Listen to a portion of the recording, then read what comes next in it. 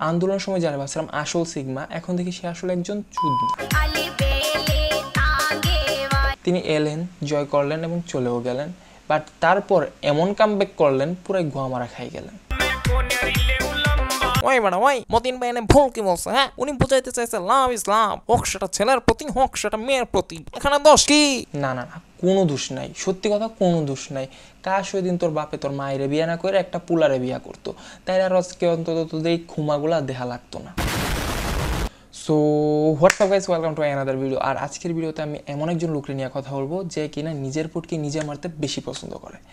কারণ সে আন্দোলনের আগে আসছিল জিরো, আন্দোলনের সময় হইলে হিরো, এখন হিরো থাইকে আন্দোলন শেষে হয়ে গেছে জোকার। কারণ তার শয়তানে বেশি লাগছিল, তাই নিজের পুটকে নিজেই মারলো। এইটা তো তাইলে ওই কথাই হয়ে গেল না যে এই ডান্ডা তুই পয়রা আসস মাটিতে, আয়া হান্দাই যে আমার পুটকিতে। আজকে নতুন বাংলাদেশের স্বপ্ন আমরা দেখতে পাচ্ছি।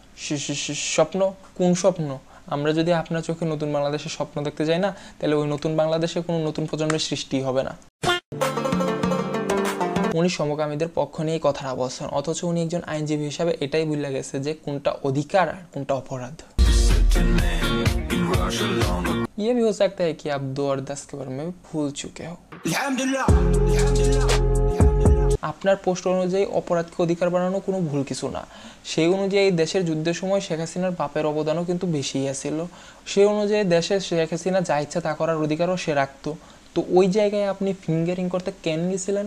আমরা কি কিছু করতে পারি না? ভিডিওর শেষের দিকে কিছু কথা বলতে চাই। মহান আল্লাহ তাআলা ছেলেদের বানাইছে মেয়েদের জন্য, আর মেয়েদের বানাইছে ছেলেদের জন্য। আমি সিঙ্গেল, ওইটা পরের বিষয়। সমকামিতা হচ্ছে একটি নিকৃষ্ট কাজ, আর আমরা অবশ্যই চেষ্টা করব নিকৃষ্ট কাজটি থেকে দূরে থাকতে। আর আমাদের দেখা হবে পরের একটি নতুন ভিডিওতে। ততক্ষণ জন্য বাই বাই, টেক কেয়ার, খোদা হাফেজ।